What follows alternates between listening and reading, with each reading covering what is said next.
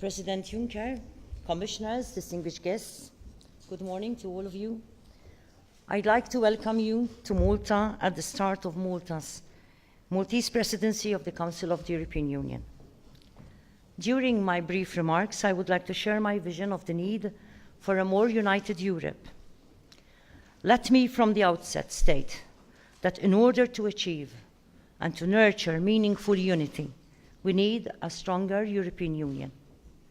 We need a European Union for the people, a European Union which is socially conscious, strongly democratic, embedded in solidarity, and which prioritizes the well-being of every member of our diverse communities and societies. The challenges currently being experienced across the Union in terms of its economic, social, and political life offer us an unprecedented opportunity for deep-rooted review and, where necessary, reform.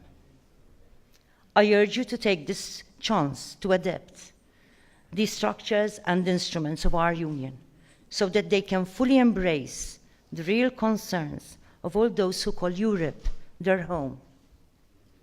However, securing a meaningful reform of the Union must not mean a break with our traditions. Our traditions embody our core values, which we make tangible when we safeguard universal human dignity, when we protect universal human rights, and when we celebrate universal human freedoms. I believe that we are at a crossroads where different interpretations of the European project and its future are being proposed.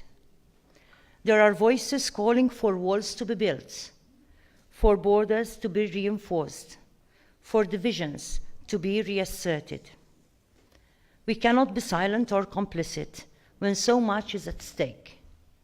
We must remind one another of the important gains we have made in terms of the bridges which we have built to unite us, the friendships we have made across our borders, and our solidarity which we have nurtured in the service of peace.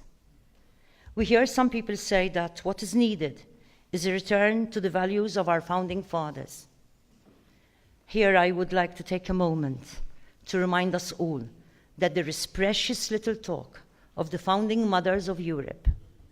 There is much we should learn from the example of Europe's women, such as the founder of the European Union of Women, Dr. Lola Solar, who in 1953 had already recognized the fundamental importance of a cultural synergy between the different political and economic ambitions of our respective countries.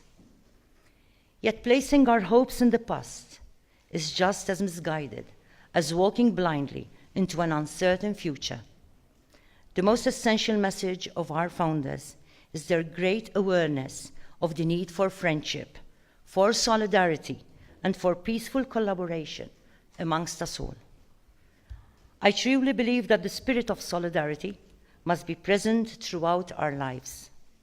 It must begin with our individual choices, percolating up from our families and our communities into our societies, our institutions, and across our nations.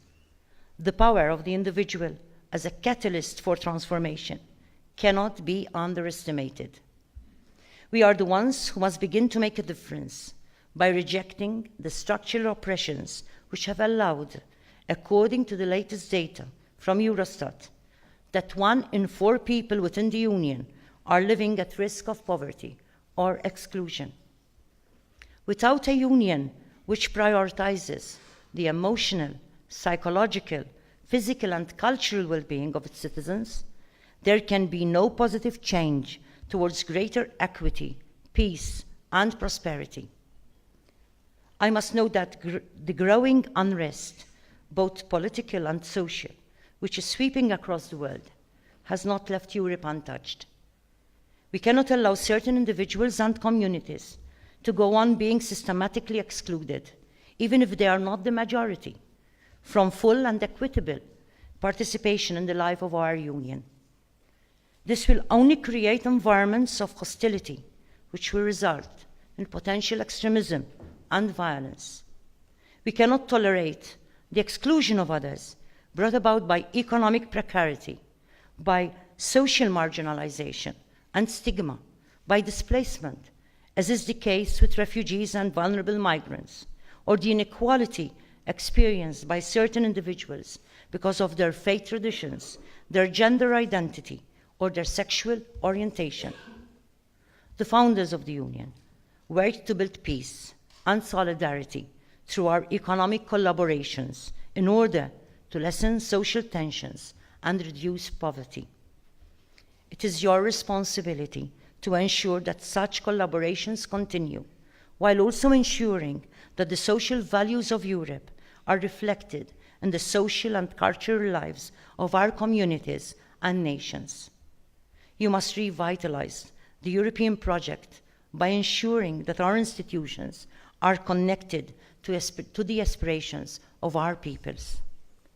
Europe's institutions must reflect the principles of social inclusion and the empowerment that respect for diversity brings to all of us.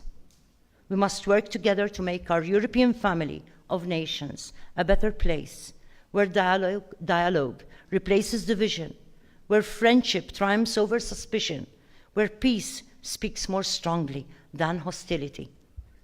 I urge you to make the European Union a place where the dignity, the peace, and the well-being of all is effectively and truly central. A place where solidarity is the defining characteristic of our European identity and an inheritance of lasting benefit for both present and future generations. Thank you. Good morning. Madam President of the Republic, Vice Presidents, colleagues, ladies and gentlemen, I would like to thank you, President, for welcoming the Commission in the way you did it to this palace. You make us feel at home. This is indeed an important moment in the rich history of Malta. After 13 years of EU membership, your country is preparing to hold its first presidency of the Council. I know that you feel a sense of duty, but you should also feel proud.